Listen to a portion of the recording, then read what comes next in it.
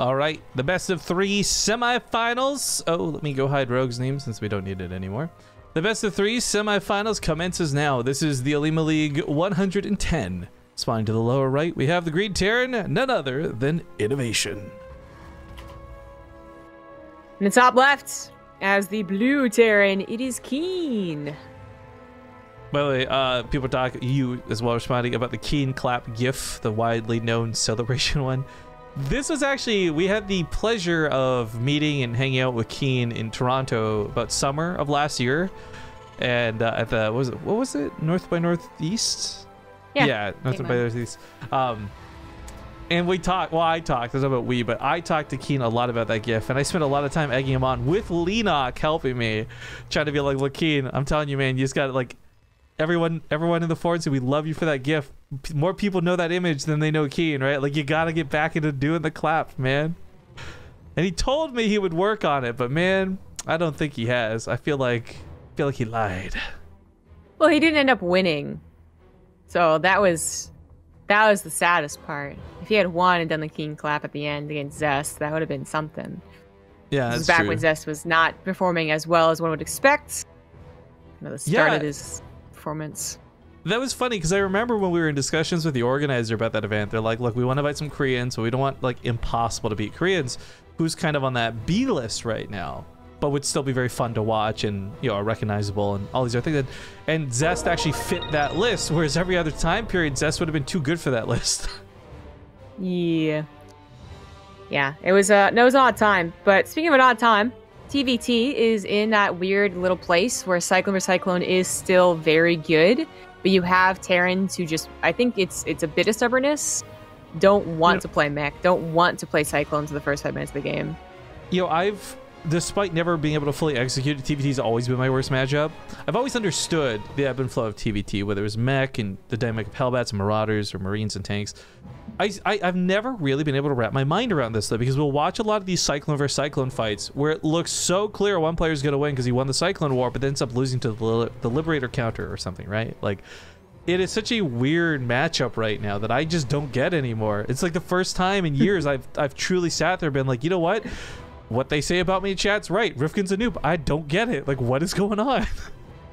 My peaks of TvT have definitely been the drop tanks, and probably right now with the Cyclones, because I think I do get it, but there is a very hard transition period that even if I understand that it's going to be tough, that, you know, I still lose with it. So I did not like Hellbat drops. I recall that much. Oh man, do you remember back in the day when you go before Hellbats and the Medevac 2? Ooh. Yeah, exactly. I mean, that's literally what TvT was, who did more SCV damage than the other person. But speaking of Cyclones, there's actually Hellion. Whoever made a Cyclone first would probably have the advantage, to be honest. I know this looks like such a typical TvT thing to do, but it's really not the best anymore. Oh, the doors were down. Yeah, but it looks like it was more of a bait. It yeah, works but out. it's like free admittance to the main. This could delay the 3rd CC. I kind of wish you target fire that SCV, but still you know what? Getting kills is nice. It's a mirror matchup after all, so every SCV counts. He also confirms, hey, it is in fact a 3rd CC that's being built. So that means this Banshee might get away with a little bit more, but also has to in turn do a little bit more. It's really hard to say Banshees are even good against 3rd CCs, to be honest, because as long as they are scouted as well, because they're good if not scouted in general. Engineering Bay, turrets, easy defense. It's tank pushes and 2-1-1s or something that, you know, I think 3CCs would have difficulty up against. And, you know, speaking to 2-1-1, that is kind of what is becoming the preferred bio way to play, if you are going to play bio in this matchup, which is still to be determined. KeeN did make Cyclones, ultimate defensive units, great against air now as well with the upfront damage, not letting Banshees escape. As long as he's holding on to a scan, well, he uses one now, sees the Banshees. He knows the way. By the way, thank you, Vin Dithio, for the 10-month resub, and Megadog actually asking us a question with 100 bits. Rogue looks like the Beyond of this year. What do y'all think? I'm gonna say no, actually. Like, in terms of not having success immediately after BlizzCon, yeah, sure, he looks like Beyond. But I think Beyond was somebody who really did love focusing on his personality and being a streamer. Rogue is not really in that category. Rogue's just having a bit of a slump after a really awesome victory. Right.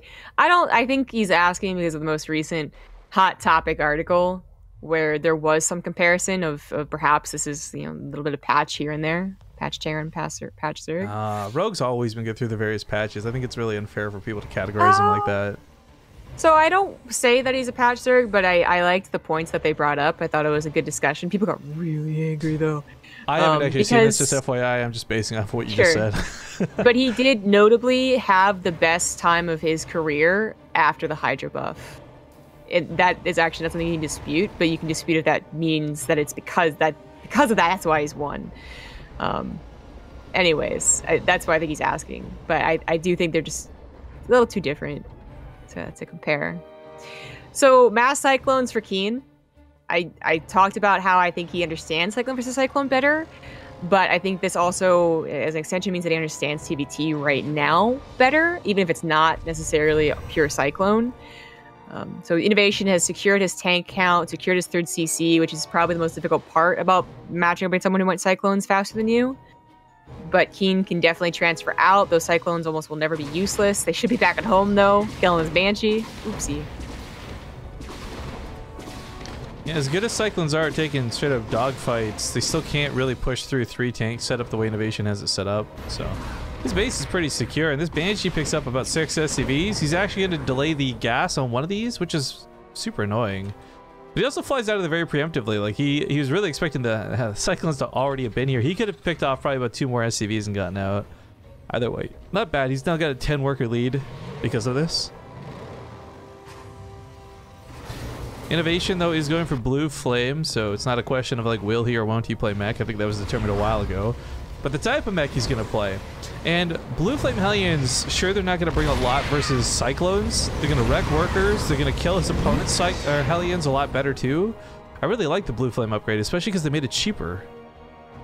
Yes, so one thing I've been learning playing mech, I suppose, is that in TvT mech is just so different from TvZ or even TvP mech. The Hellions really are mostly run by, they're really not great as fodder when it comes down to tank fights, since tank fights usually happen when they're at a certain amount. So it's who does more damage with their Hellions, not who has better production of Hellions.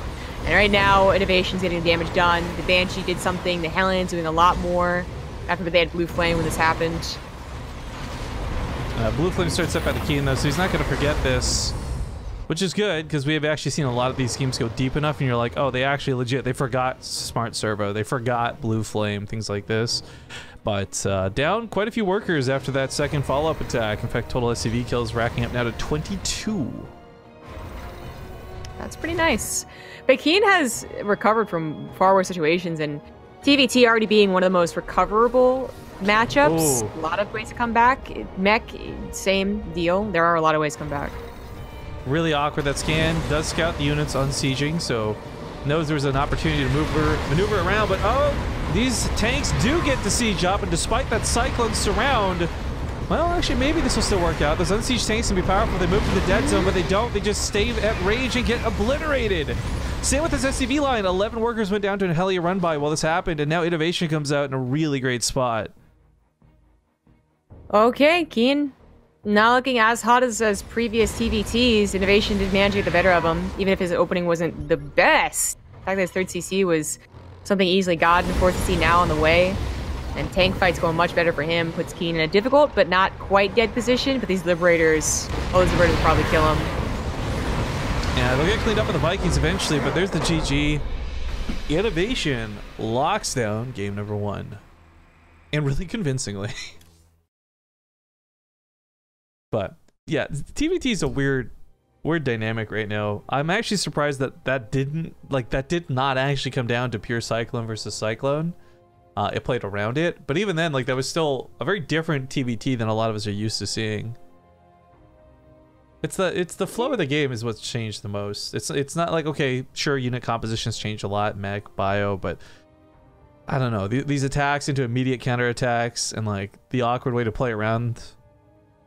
I don't know, man. I don't get it. I just don't get it. I think that looks pretty typical. I mean, I think what was atypical was the fact that INnoVation got the 3rd CC that fast, despite not making Cyclones. The Banshees are usually too poor of a unit. They don't last long enough with Cyclones and their burst damage now. that they deal with the Banshees, continue on 2 bases, deal with the Banshee again, delay your 3rd CC, but that never happened. INnoVation was able to get that down so quickly. Well, we're just waiting in the lobby, and looks like KeeN has picked Catalyst for the 2nd game, so we're just seeing Ascension to Iron Catalyst and not much else. I guess it's a little surprising to see Catalyst. I think Abyssal Reef would also be chosen a lot if it was available, but Catalyst being preferred for Terrans, I guess does make sense. Well, hopping into the lobby right now. We'll get this going. Currently, Zombie Grub versus KeeN. Good luck. I understand Cyclones. I got this. Boardwalk is also the other banned map. That also would have been something Terrans would have chosen. Yeah. Battle on the Boardwalk became really Terran favored, and I did not expect that to be the case. I especially thought, like, with the way expansions go, like, the gold would be such a Zerg map, and as it has been in the past, but no, Battle on the Boardwalk very much became the Terran. Like, if they get a chance to pick a map, that's the one they go for. Map pick not super dynamic because it is a mirror matchup. TvT into TvT into TvT. Oh, yeah. Someone is like, by the way, did I tune in for the last series of the day? No, we got another best of 3 after this, and a best of 5 still coming. So we got a bit of StarCraft to go. But we'll see you guys on Catalyst.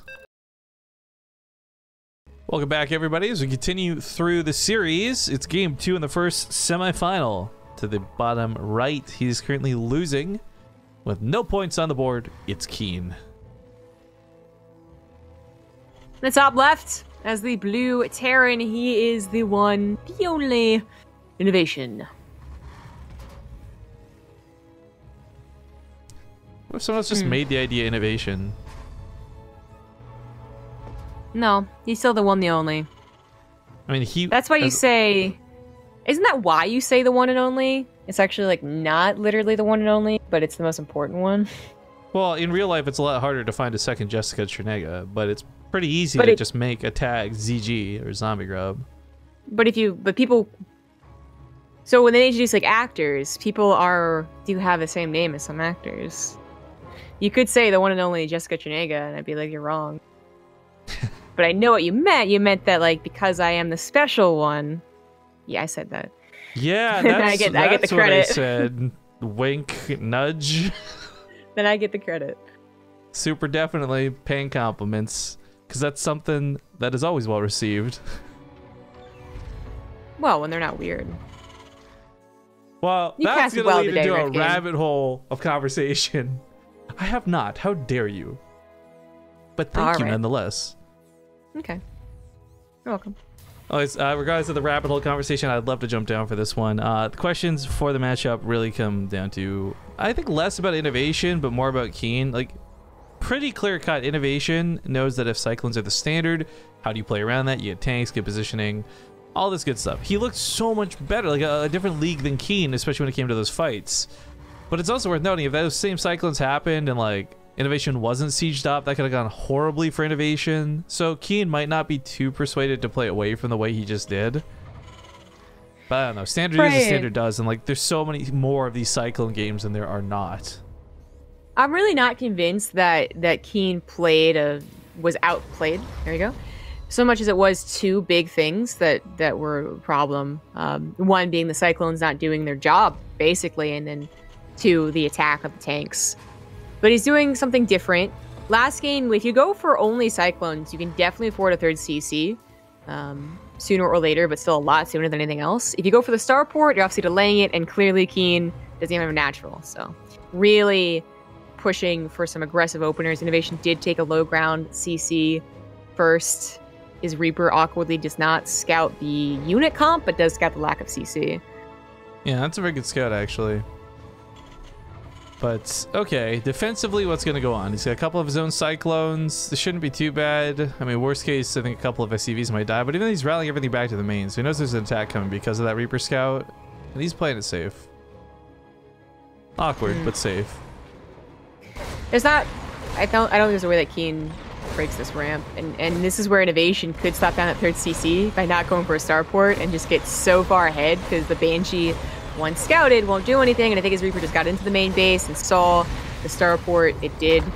Well, This is where INnoVation is absolutely getting ahead in a very obvious manner. Yeah, misses her actually coming down. I think he was heading down the pathway to blindly put these down anyways. Even if he didn't know what was going on, that lack of CC on the low ground meant something was up. And his guess was Banshees, and he was right, because it's a common thing to do. But, Banshees, man, they can snowball, and they can sometimes be really good in TvT, but I just feel like with the Cyclone dynamic, you just always have that anti-air, especially with turrets now as well.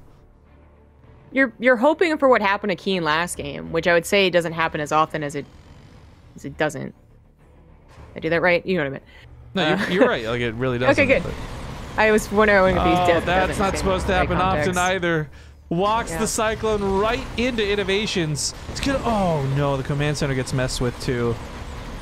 I mean, he shouldn't tap out from this, but this is like tilting enough that you want to, you know? Oh yeah. Then the Banshee. Yeah, as long as they have a scan, it works well. And INnoVation gets knocked down his own 3rd CC as he does this attack. GG. Banshee's dead. And INnoVation takes the 2-0 to go on to the grand finals of this week's Olimoleague. But we got to find out who he's going to be fighting against. So we'll go to the other semifinals match now of Alive versus Cure. If you guys don't know, by the way, the Olimoleague has a $200 weekly prize pool. And this is, of course, made possible thanks to Patreon, all that other cool stuff. But you can see the details. Top 4 do earn prize money. So while we do say farewell to KeeN, he does walk away with a couple of bucks in his pocket. Thank you, DJ Chris Spear, for that 45-month resub. Glad to have you back, man. We're going to go to commercial break, guys. 2 minutes, and we'll get into the other semifinals. Thank you for watching.